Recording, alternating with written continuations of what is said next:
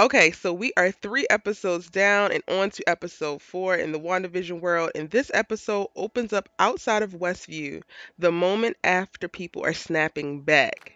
Let's get into episode 4. We interrupt this program. This is the first episode that actually makes me feel like we are back in the MCU, and this looks like a Marvel movie. Yes! I can't tell y'all how much better I feel with this episode opening up in the chaos of the post resnap world of the MCU, because the first 3 episodes of WandaVision literally had me confused as hell. Among my many questions was, what the heck am I watching? They do a good job of putting us at a place in time and catching us up, because we see the moment where Monica Rambeau is brought back after what happened in Avengers Endgame and the world is saved and restored.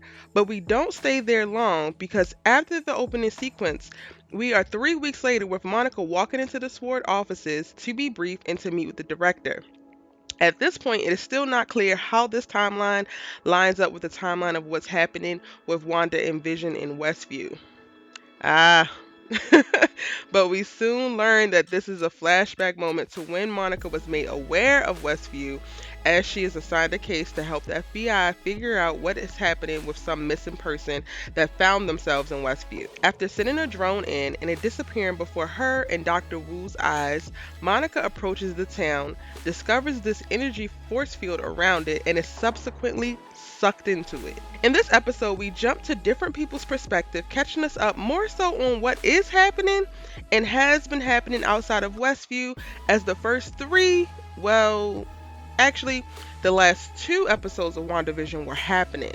I say the last 2 because that's when Geraldine appeared in the series, and we saw that she was sucked into Westview World at the start of this episode. Kat Dennings is back, and her Dr. Lewis is the audience's best friend as she catches us up quickly, discovering that there is an analog broadcast frequency emitting from Westview, in addition to a massive amount of CMBR. With her, now we know who was watching from the previous episodes, but we also get a clearer context as to what is going on. And I started to look at Westview like a little abnormal bubble town, which helped me to better understand. Dr. Wu is literally all of the audience when he says, "So you mean to tell me the universe created a sitcom starring 2 Avengers?" And he looks completely confused. Exactly, Doc. Our thoughts exactly. The agents get to work figuring out who each of the people casted in the sitcom are, and then I realized, yes, I am in fact back in the MCU. It feels very Marvel movie-like, including the random plans to fix things that go completely wrong.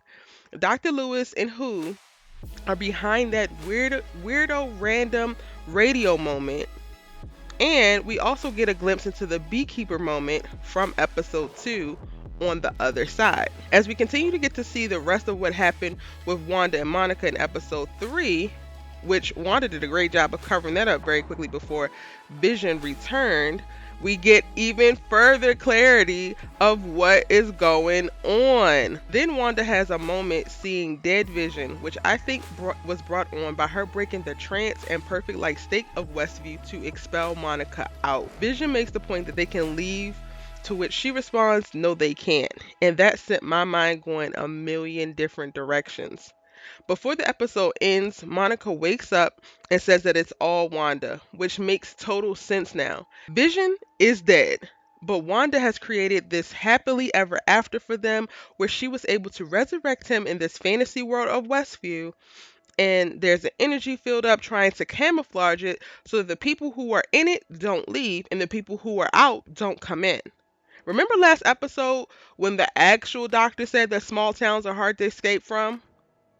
And even when, think back to Agnes telling Herb to stop it, or in episode 1 when Mrs. Hart was telling her husband to stop it while he was choking. All of which was outside of the perfect happily ever after, and may have been Wanda in each character's head, making them stay on script and not deviate in the ways that will blow up the cover of this place. Yo, that is dope and complicated. I mean, Wanda has definitely lost her damn mind, but this plan, low-key, is brilliant. I believe that episode 4 served as the things that you guys need to know episode. They gave us all of the information that we needed to be able to press forward now that we're not solely watching the show as the show in the show, I guess. And we can now get into the actual plot of what's going on. Wanda has broken into the S.W.O.R.D offices, stole Vision's body, created this whole world, is controlling people, and in episode 5, I'm sure we're going to get this onion to even peel back even more, revealing more information in the center, and I can't wait. But I want to know what you thought about episode 4. Were you with me up until now in reference to being completely confused and not knowing what the heck we were watching? What are your predictions for episode 5? What do you expect to see in the rest of the series? Did you catch any Easter eggs? Tell me all of that and more down in the comment section below.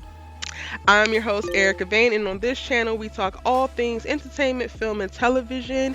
We post new WandaVision videos after each episode premiere and Easter egg videos throughout the week. So be sure to hit that subscribe button, and you can catch up on all of our WandaVision videos in our playlist. I'll see you tomorrow in the next video.